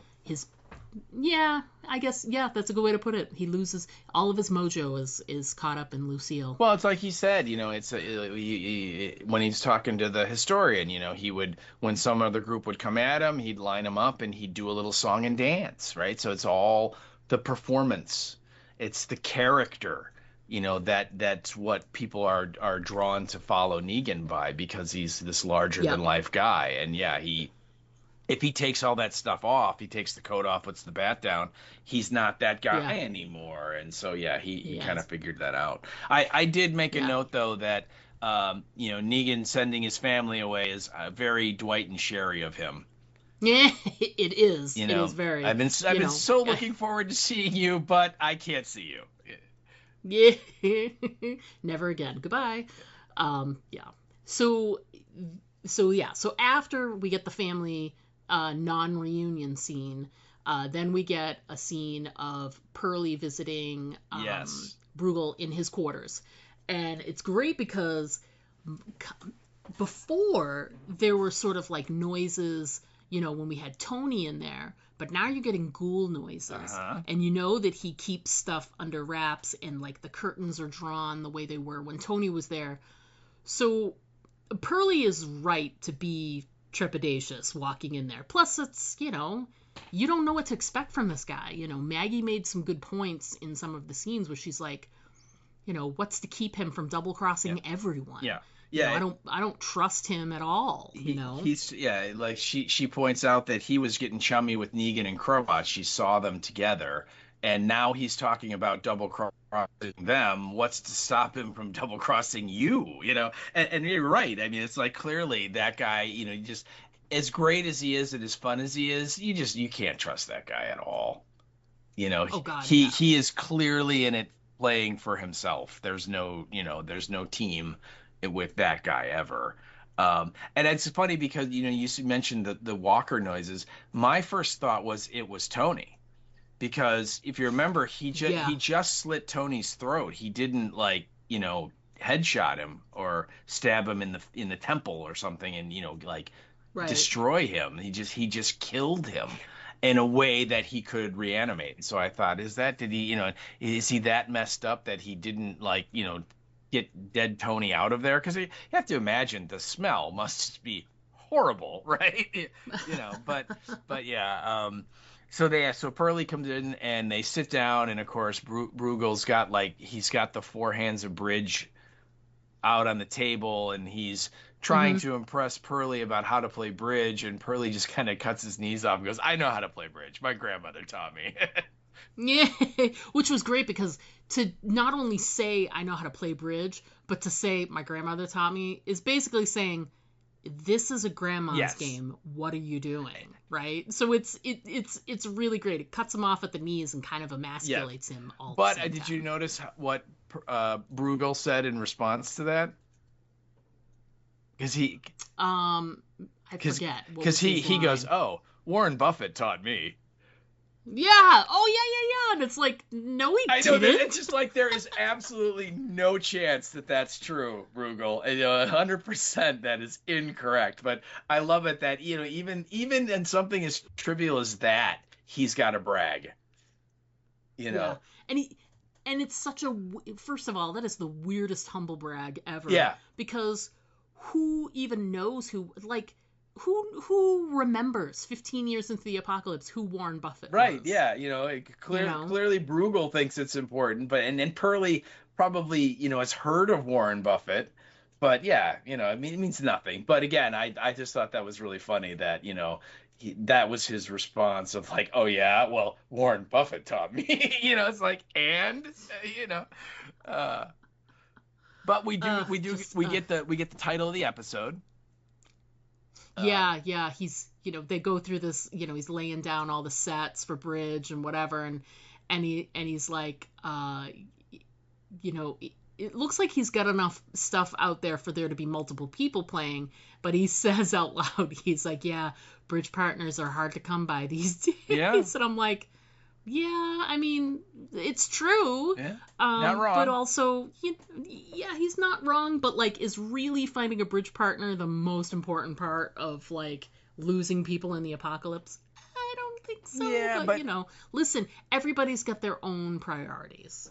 You have to look at it though that when he's talking about bridge partners, he's really talking about, are you going to partner with me on this plan, right? Yes, and so he's talking in metaphor a little bit, right? And just in that weird Bruegel way of saying things, it's not quite as hitting you in the face with the shovel obvious, but yeah, that's he Pearlie comes in.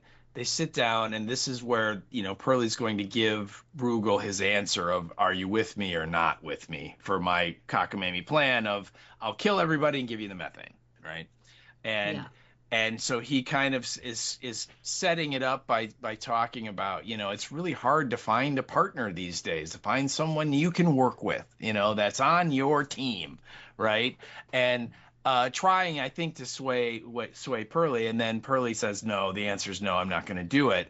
And then Bruegel brings up the fact that he knows that Pearlie is the Negan Slayer.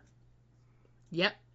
Right? And goes, it's not going to be too good for you when your compatriots, show up with the invasion force, and if they go in and wipe out everybody in the methane place, they're going to find out that Negan was still alive, and that's not too good for you because, you're the Negan Slayer, and are you sure you don't want me to, take care of it?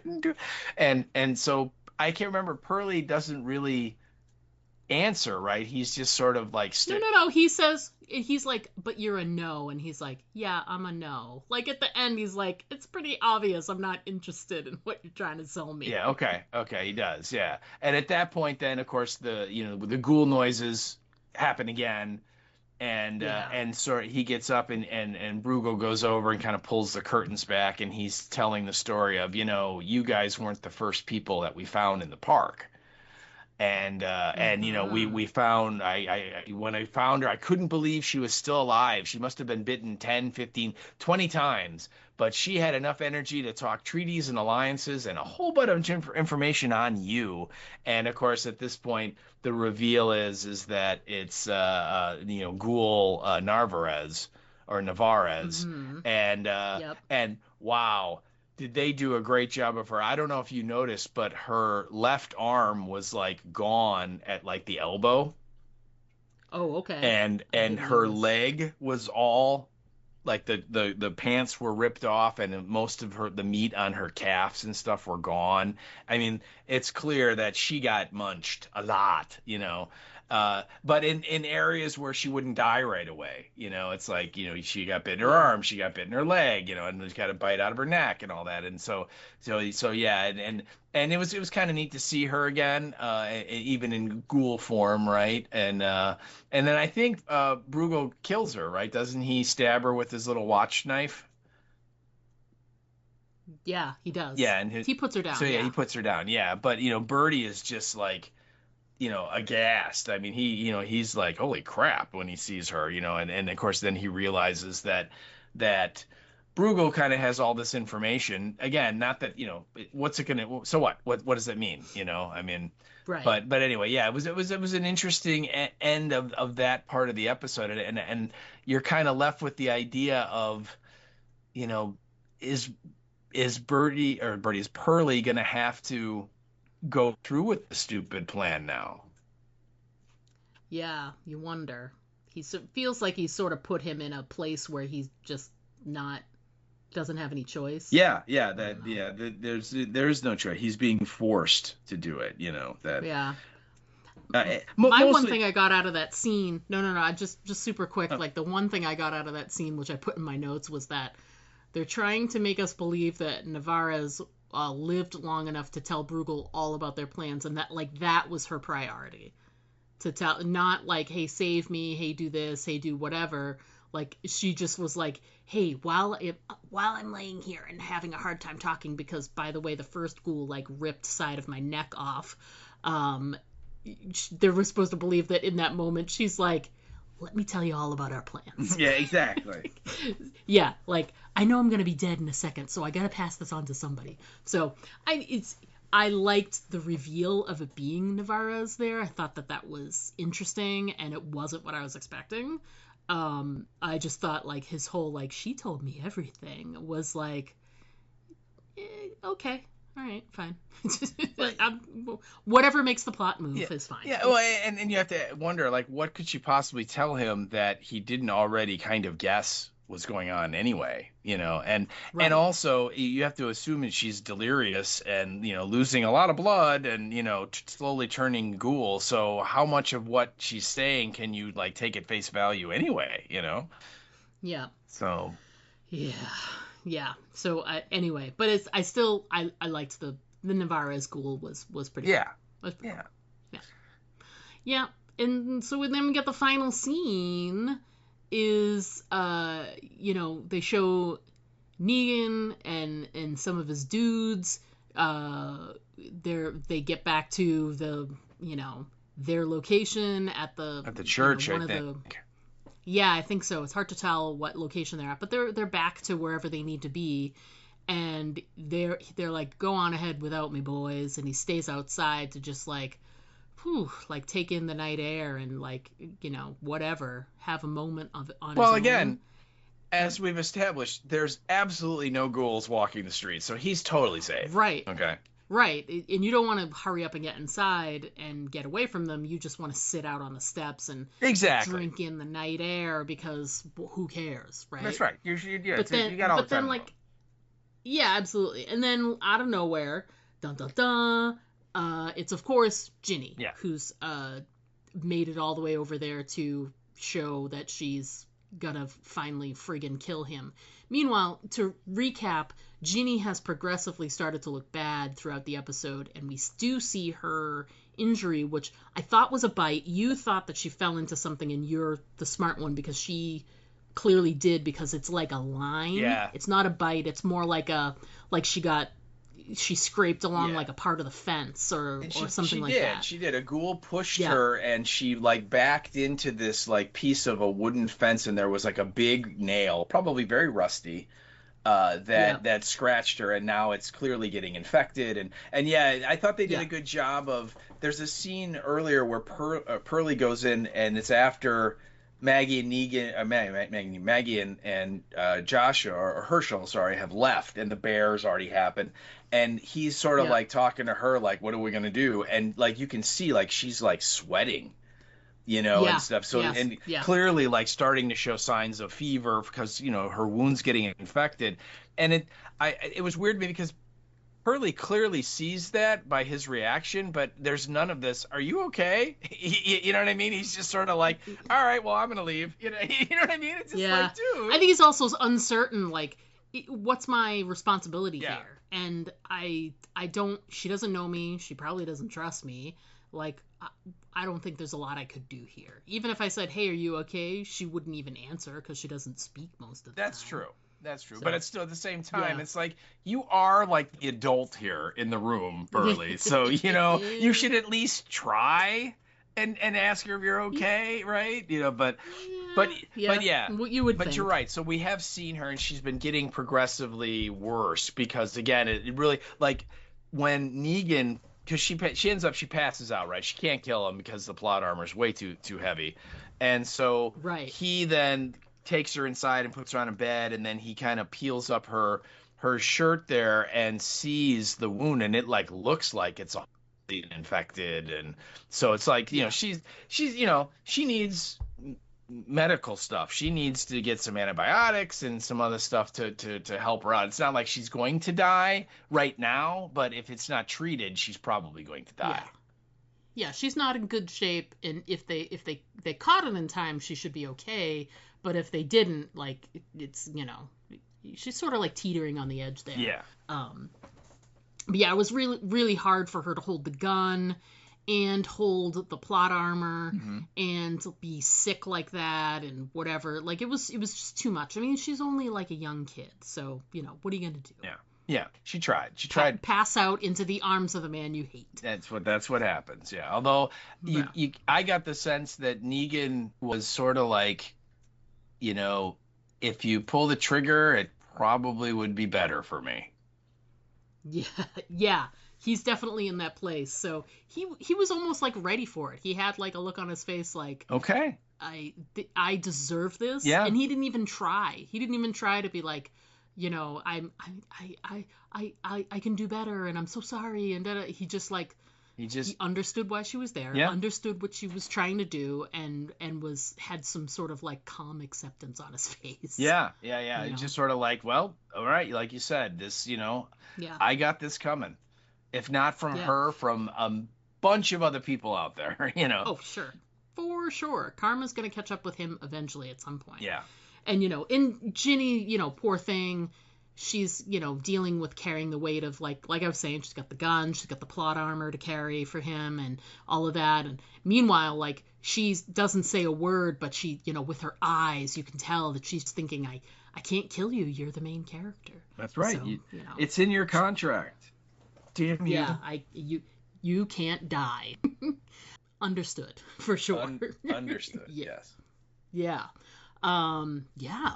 So normally, folks, we would go ahead and take a break for feedback, but clutch my pearls, we didn't get any. Oh my God. Now we knew that one of our big listeners, Erica, was around. She gave us that update last week.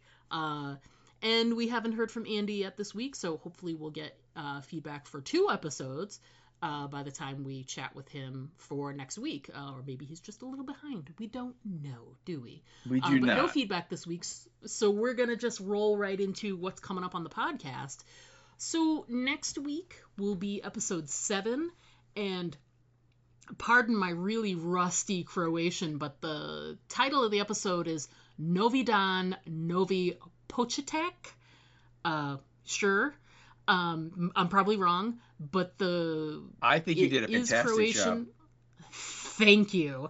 It does translate into new day, new beginning. Okay, cool. So it's very earthy, crunchy, very like touchy-feely for, these guys.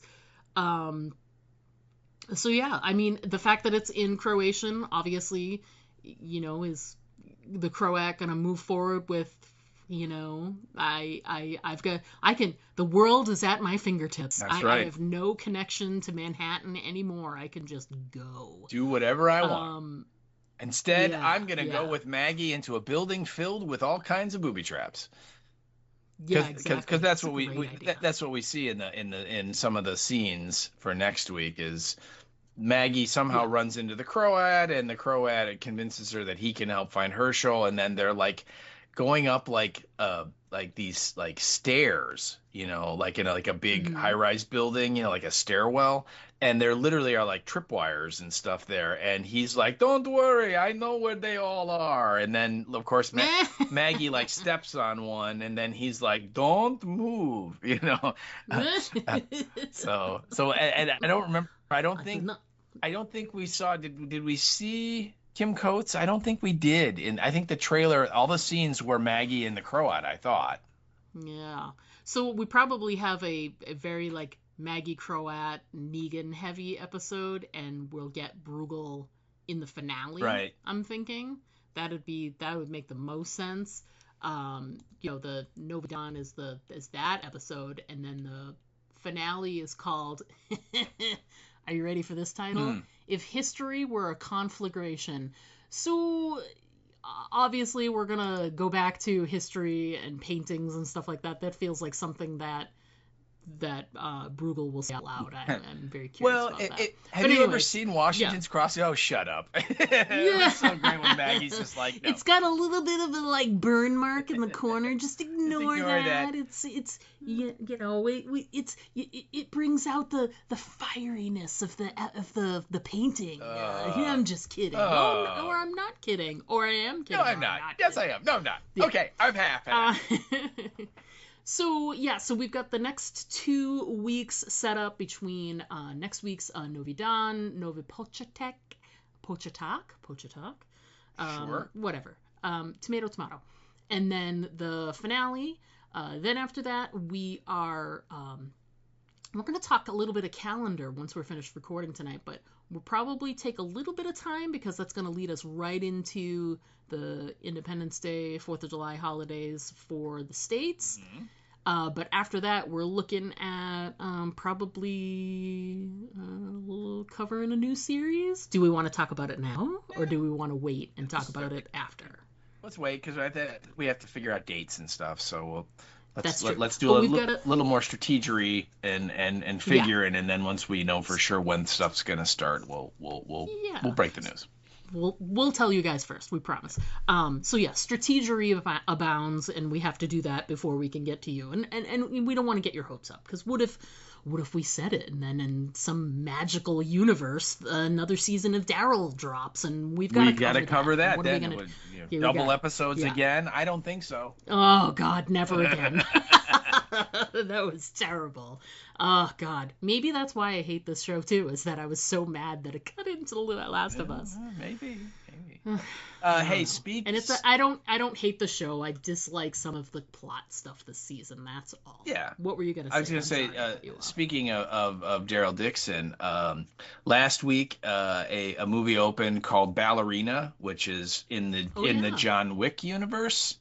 And our very own Norman Reedus has a major part in it. So that's what I've heard. It's a chance for you to see Norman doing a non-Daryl performance, which for him is not very common these days. It's true. He's pretty busy with he's either being Daryl or he's being That's Norman. it. Yeah. So he's either doing the ride show or he's doing the Daryl show. Or he's hanging out with Greg Nicotero at their restaurant. Yeah, one of those three things. Yeah, but yeah, it opened last week, and I think it's Anna de Armas is the ballerina, and Keanu Reeves is in it. So it's supposedly it takes place between part 3 and part 4 of the John Wick universe. You get some Ian McShane, and you get his assistant in like his last role, and he was on Lost. He played Abaddon on Lost. I'm trying to think of what his name is, Redding or something like Lance that. Reddick. Lance Reddick, yeah. It's his last screen performance before he passed away. And so that's kind of cool. You get to see him, and you also get to see Ian McShane and the hotel and all that stuff, because I believe all that kind of got blowed up in part 4. And so, but anyway, Norman Reedus is in it, so I thought that was kind of cool. Another little Walking Dead connection. Wow. Yeah, Lance Reddick played the chief of police on Bosch as well. Yes, he's got a really, really big, long... That's a great role for him. Yep. But anyway, go and see yourself some Norman Reedus in the Ballerina movie. Are you going to go see it, do you think? I probably will wait and see it when it comes out on some streaming platform, whether it's Max or Prime or Netflix or whatever. I've heard mixed reviews that it's some of the fight scenes are supposed to be pretty good, and that she's great. She worked out for months and months and months and trained and is able to do a lot of the physical stuff, so you believe that she can kick the crap out of people and stuff. But I've heard overall the movie is not as great as it could be. So I don't know. That's kind of scaring me away into that. You know what? I'll just wait till it comes out on streaming, because that'll only be like a month. So it's not like it's a long wait. So it's true. Unfortunately. And also, as a reminder, right now as we record this, it's the 10th. So we're about 10 days out from 28 Years Later will be released to the theaters. I know we are planning to try and see it at some point, but I don't know how quickly we're going to get to the movie theater for that. But definitely we're going to try and see it together if we can. But if not, we might have to see separately. But either way, we're got to see it while it's in the movie theater. And might between now and then need to do a binge and watch both 28 Days and 28 Weeks Later. Later. You should definitely watch 28 Weeks Later, because you've never seen that, so that might No, I have. You watched 28 Weeks Later? Yeah, I've seen it. It's been a really long time. Okay. I because that's the one Robert Carlyle's in that one. Robert Carlyle and Yeah. Jeremy Renner. Yeah. Yeah. So yeah, it's been a long time, and maybe I didn't watch the whole thing. Maybe I only watched half. But either way, I need to get the base A little down, refresher. as it were. Yes. Yeah. So yeah, that's definitely on the program. Anything else we should discuss before we wrap it up? No, I think that's pretty much it. Just 2 episodes to go. I know. I can't believe we're here already. Seems like the season just started, and we were just starting to be irritated with the fact that they were going to be running at the same time as Last of Us. Yep. It's like only yesterday, and here we are. So that's going to wrap it up for us this week, folks. We look forward to chatting with you next week when we discuss episode 7. But until then, as always, I'm Diana. And I'm Steve. Don't forget to always aim for the head. Because those body shots, like the bear, they just don't work. To send us an email, write us at aimfortheheadpodcast@gmail.com. And our Twitter handle is @AFTH Podcast. Pictures and video are always welcome at our Instagram account, Aim for the Head Podcast, all one word. But the best way to keep in touch with us is to just like our Facebook page to get all of our updates in your feed.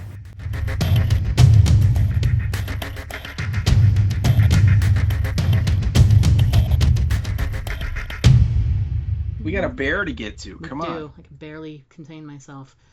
All right. It's unbearable. It is unbearable. This whole thing, unbearable.